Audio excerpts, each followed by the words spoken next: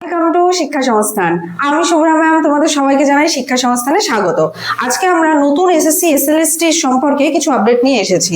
আমাদের প্রত্যেকের কাছে সবথেকে বড় প্রশ্ন এটাই যে নতুন যে থার্ড এসএলএসটিটা যেটা আমরা সম্ভাব্য ধরছি 2027-এ, সেটা কবে হবে, তার নোটিফিকেশন কবে আসবে এবং পরীক্ষা কবে হবে, আমাদের নতুন এসএলএসটি পরীক্ষা কবে হবে এবং কবে আমরা সবাই আমাদের বেকারত্বের জ্বালা ঘুচিয়ে আবার নতুন করে চাকরি পাবো, চাকরির বাজারে নামবো, আমরা নিজেদের জীবনটাকে সুগম করব। এই আশা নিয়ে আমরা প্রত্যেকটা স্টুডেন্ট, পশ্চিমবঙ্গের প্রত্যেকটা মানুষ এই একটা দিকে তাকিয়ে আছে, এটা আমরা সকলে জানি।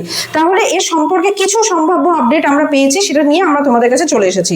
সেটা কি? সেটা হলো গতকাল আমাদের মাননীয় শিক্ষামন্ত্রী তিনি জানিয়েছেন যে যতদিন না সেকেন্ড এসএলএসটি শেষ হচ্ছে ততদিন থার্ড এসএলএসটি শুরু হবে না। সুতরাং সেকেন্ড এসএলএসটি শেষ হলেই থার্ড এসএলএসটি নোটিফিকেশন আসবে, এটা আমরা ধরতে পারি।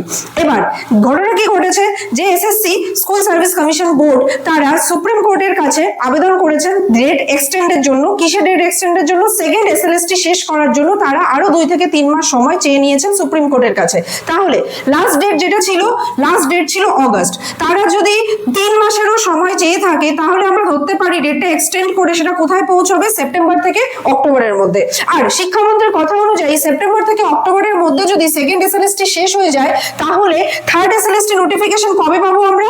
মোটামুটি আমরা ধরতে পারি তারপরেও যদি 1-2 মাস সময় নেওয়া হয় নতুন নোটিফিকেশন বের করার জন্য, সেটা অ্যাটলিস্ট ডিসেম্বর থেকে পরের বছর 2027-এর জানুয়ারির মধ্যে আমরা নতুন নোটিফিকেশনটা পাবো, এটা আমরা এক্সপেকটেশন রাখতে পারি।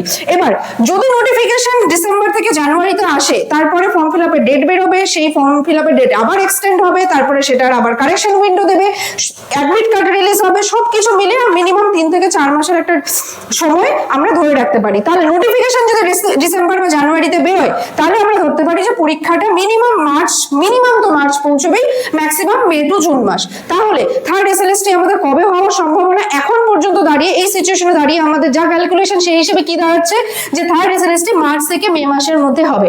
এবার সব থেকে বড় ভুল যেটা আমরা আগের বছর নিজেদের ইচ্ছে করিনি কিন্তু ভুলটা হয়েছে, সেটা হলো সেকেন্ড এসএলএসটির সময় নোটিফিকেশন বের করার 3 থেকে 4 মাস আমরা সময় পেয়েছি। 3 থেকে 4 মাস পড়াশোনা করে আমরা পরীক্ষা দিয়েছি, যেটা সব থেকে বেশি টাফ, কারণ এত বড় একটা সিলেবাস 3 থেকে 4 মাসের মধ্যে শেষ করা সম্ভব নয়।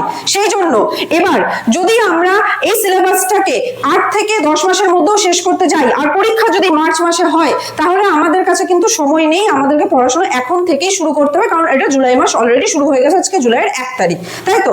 তাই আর দেরি না করে সকলে তাড়াতাড়ি নিজেদের পড়াশোনা শুরু করুন। যাদের আমাদের গাইডেন্স প্রয়োজন আমাদের সাথে যোগাযোগ করুন, আমরা সকলের সাথে আছি। কিন্তু মূল উদ্দেশ্য পরীক্ষা কবে হবে সেটার উত্তর দেওয়া, আশা করি সেটা দিতে পেরেছি।